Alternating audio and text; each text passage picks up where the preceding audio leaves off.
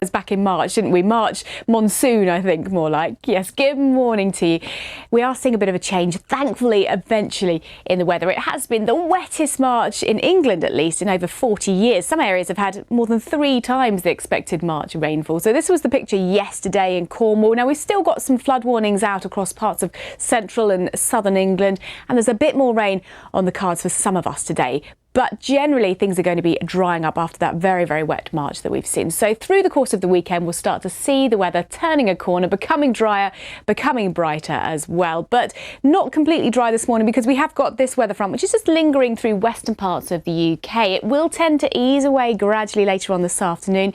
But over the past few hours, it's brought more rain, yet more rain, across parts of Northern Ireland, through Wales into central and southwestern parts of England as well. Also further east, we've got a little bit of drizzly rain. That's moving in from the North Sea on this easterly breeze. So quite a lot of cloud for those eastern areas, drizzly rain, perhaps more persistent for East Anglia. Towards the west, we've got that rain for Northern Ireland, just clearing out of Wales, I think, through this afternoon and becoming quite light and patchy in the southwest. Probably the best of the brightness will be for parts of northern and western Scotland.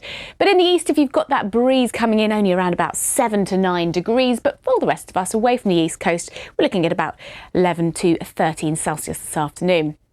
So then as we head through into the evening hours, then still a little bit of drizzly rain as we say goodbye to the day, but it's going to be easing away through the night. So yes, quite a lot of cloud, but some clearer intervals developing in the east and also for parts of Wales and southwest England. So just locally could be a touch of frost first thing tomorrow, but most of us between about 4 to 7 degrees to kick off your Sunday.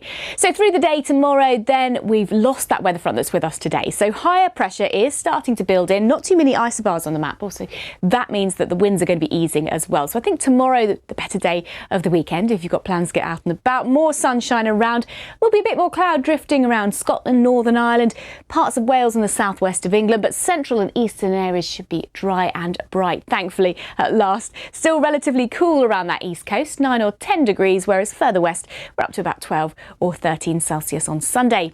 Then as we look further ahead into next week, then, well, high pressure is building in for the UK. If we take a look in the Atlantic, a couple of weather fronts around, so they're going to try and nudge their way in, but they're going to bump into that area of high pressure. So for Monday itself, then, a largely dry, settled day, lighter winds, bit of a change in wind direction as well. So things will turn a little bit warmer, especially this time of year. That sunshine's got some strength to it. So a decent looking day, a bit more cloud drifting into western areas at times, but top temperatures up to about 13, possibly 14 degrees in 1 or 2 spots. And looking ahead through the course of this coming week, fair amount of dry, settled weather.